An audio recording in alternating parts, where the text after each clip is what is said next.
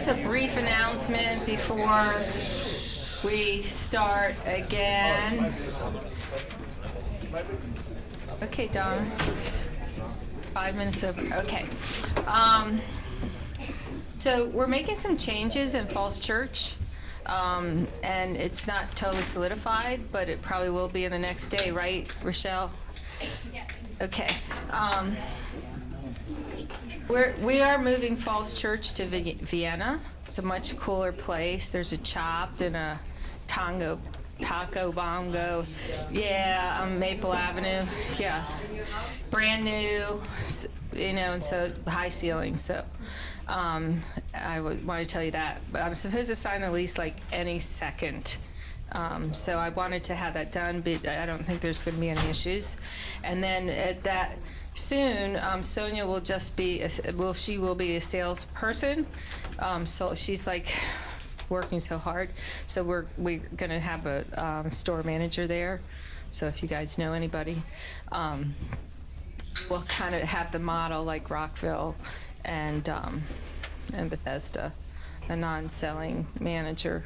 So that's the good news. It's good news.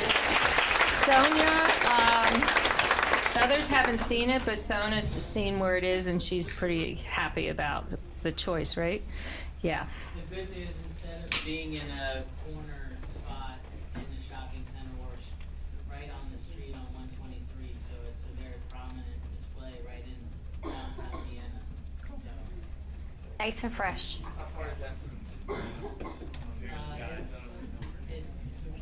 It's 4 miles away from the current showroom.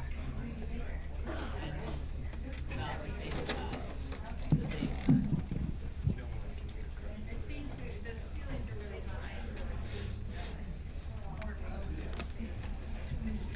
So who does that impact? Put your hands up, just out of curiosity. That's a good idea? Good idea? Great idea? Do Everyone's. you guys know where it is? Do you know where the Panera is?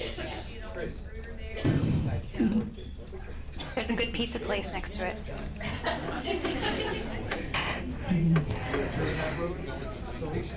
Usually the first question is, can everyone still get to work? That's the big thing, right? Is it still on a bus route? Does it still work? Awesome. That's great. That's awesome. So that's a big factor when you choose to move locations, right? There's lots of decisions that go into corporate goals and corporate ideas that we often don't ponder. I always like to put that out there, right? In front of you or in front of a group of you, back here you guys have one. I apologize. I think there's one back there. There's one there if you can kind of turn around. I think we just are. There's a handout and it has the six ways to have a better conversation on it. So if you can just kind of turn around a bit. Yours are going to be up here. You guys can use this one up here for right now. I apologize. We just are short. And if you, I apologize, we're just one short. Everyone has one a group they can kind of connect with. So what we are looking at here, I just asked for a few more minutes, you guys. I know we're getting to the end of the day. It's tough. Trust me, I do not like sitting down, so I totally put myself in your shoes for sitting for the day. So the first thing to think about is multitasking. What's the number one thing we are all guilty of? With what? How? Phones, that's right. So what should we do with our phones? If I'm having a conversation, I should put my phone down, right? If you're out if you're out having lunch or you're in a meeting with somebody, your phone should be in your bag or your car, right? Not on the table. If you need to bring it out to check something, you can bring your phone out. It's a different impression than having your phone and having it on the table with your sunglasses and all that stuff, right? It's much more professional to leave your phone in your bag. Therefore, you're not as likely to get distracted, right? It's more or less really to put it away so you don't get distracted. If you can't see it, you probably won't try and check your messages, right? Honestly, it's the best way to do it.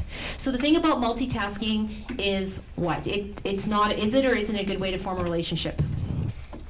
No. Multitasking, does it lead to us doing things faster or slower? Slower. There is theories out there, one after another, that if we just stopped and worked on a project and got it done as best as we can, we would get things much faster. Instead, we try and do 4 or 5 things at one time, and it probably takes us longer to do them at all, right? I'm not saying you can spend your entire day like that. I do not live in a bubble, but I think there's probably times in our day when we can be a little bit more focused on what we do, and then there's other times during our day when we have a lot of stuff just coming at us, right? So, once again, I'm not living in a bubble, but I do challenge you to think on if you can be a little bit more focused in your job and focus on one activity and then move to the next. Sounds fair?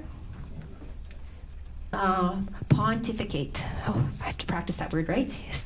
Yes, it's not a word I find very easy to say. Pontificate. So when we enter a conversation with somebody, we should want to try to... Yes? I apologize, I'm not the brightest crayon in the box, but what does pontificate mean? Who would like to share what the definition of pontificate is? Yes? Keep talking on and on and on and over becomes, basically it becomes a monologue. Right, so you continuously pontificate means you just keep going on and on. We're not really interested in learning anything new from the person. We just continue to spew what we know and want to sound smart. Correct. When we don't. It's kind of like calling the kettle. It does the exact opposite, right?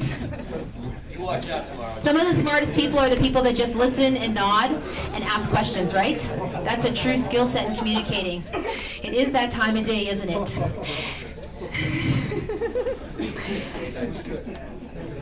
It is that time of day. And you just had ice cream. I wish I could have ice cream. I'm allergic to ice cream. So my favorite ice cream is McDonald's because it's not really ice cream. So I don't eat at McDonald's for any other reason except sometimes when I feel that with the caramel and the nuts. It's my favorite treat because it's just not. It's not ice cream, is it? No. So I can eat that. So one of the things to think about is that when you are having a conversation, it's not a contest to see if I know more than you, right? Especially with product knowledge and information, it's not that I know more about the company, I've been around longer. Like, nobody cares when you're sitting down trying to solve a problem. It's like, who's the right people to be sitting there to have the conversation? Fair enough? So really think about that. Do you really need to be part of the conversation, or are you just adding to it, not getting solved because you're there? Make sure that the right people are sitting there to have the conversation, to solve challenges or to come up with ideas and solutions about going forward, right? And when you're sitting there, the best thing to do is do the third one, which is ask open-ended questions. If you ask questions that are open-ended because you really want to learn, not because you're trying to sway the conversation, right, to where you want it to go, but really asking open-ended questions, it makes a big difference. Just because somebody wants to use tool A or wants to use product A to install doesn't mean that they're only going to use it for the way you expect them to. There might be another idea, right, that you've never thought about or never come in contact with. Your industry's always changing. There's new ways to do things. People are using tile for different things all the time, right? Fair enough? It goes on the walls. It goes on the floor. Does it go on the ceiling? Yes. Oh, yeah. Oh, yeah. Pardon me? Oh, in their house or in their bathroom, or they're putting tile on their house? Marble? On the ceiling? Marble? Sure. Wow. Sounds fancy. So, once again, you make the assumption, right? By not asking open-ended questions, we find ourselves usually in a spot that's not true. Go with the flow. Sometimes, once again, think about where you are in your style. If you really want to just keep moving forward and somebody needs to go back a bit to have a conversation, realize that I need to relax. I need to go with the flow. I need to let someone explain their situation. We're not in a situation of gossiping or negativity. Somebody needs to explore some ideas so that then they can make the decision themselves and go forward with it. If someone is going to be accountable for something, they usually have to come up with the idea themselves and the solution. Someone's going to buy into an idea more if it's their idea they came up with.